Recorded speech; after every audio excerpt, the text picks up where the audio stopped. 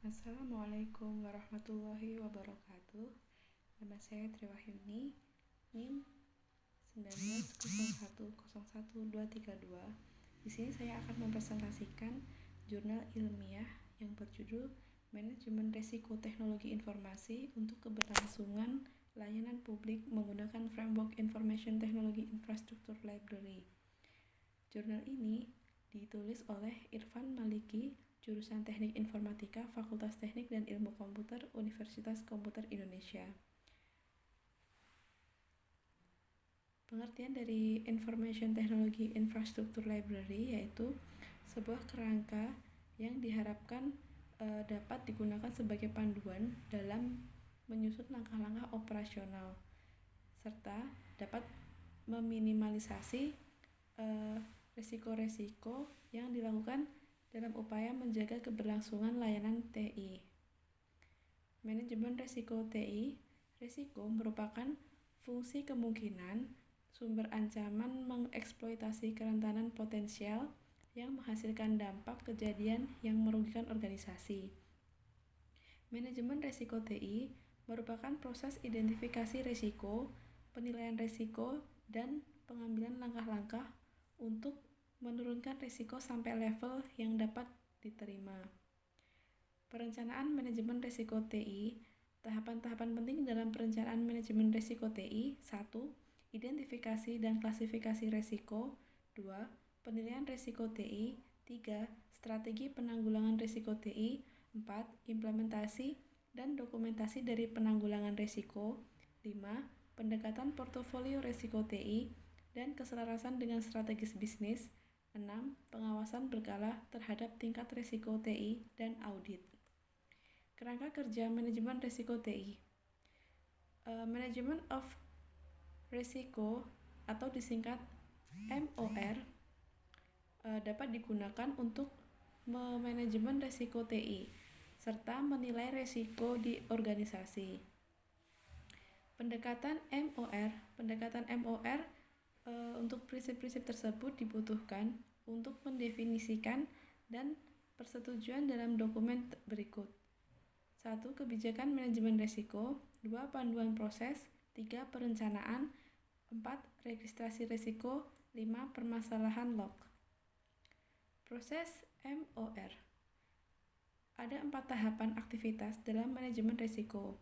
Yang pertama, identifikasi ancaman dan peluang dalam aktivitas yang dapat mempengaruhi kemampuan dalam mencapai tujuan. Yang kedua, menilai pemahaman net effect dari identifikasi ancaman dan peluang aktivitas yang dilakukan.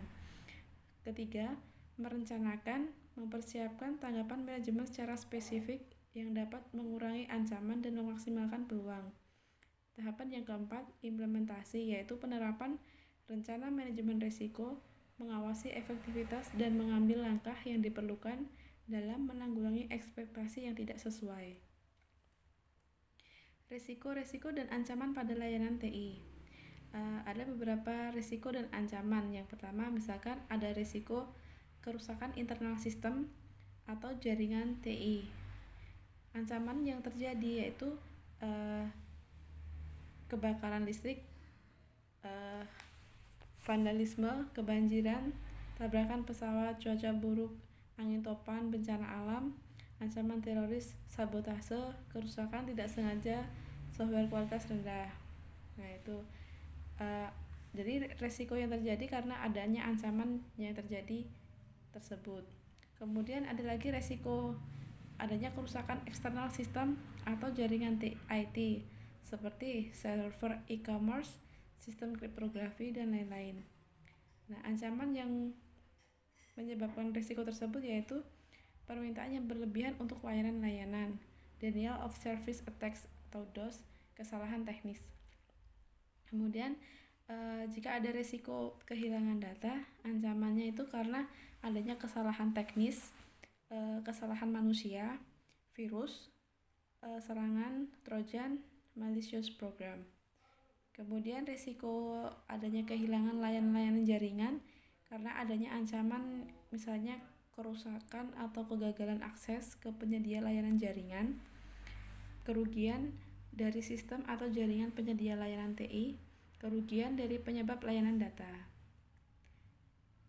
Information Technology Service Continuity Management atau ITSCM merupakan salah satu proses area dari Service Design ITIL versi 3. Tujuan dari ITSCM yaitu mendukung seluruh proses manajemen keberlangsungan bisnis dengan memastikan bahwa kebutuhan teknis TI dan fasilitas layanan termasuk sistem komputer, jaringan, aplikasi, data repositories, telekomunikasi, lingkungan, dukungan teknis, dan service desk dapat kembali beroperasi dan sesuai dengan timescale bisnis. Implementasi. Tahapan-tahapan implementasi yang pertama inisialisasi.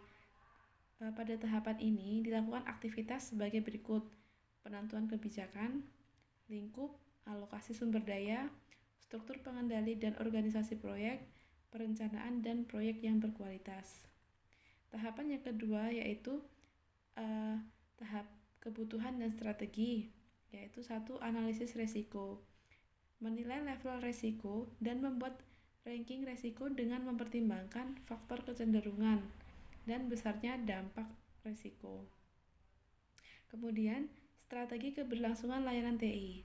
Setelah mengetahui resiko-resiko yang terjadi serta prioritas yang harus dilakukan dari hasil analisis resiko, maka dapat dirancang strategi-strategi untuk keberlangsungan layanan TI.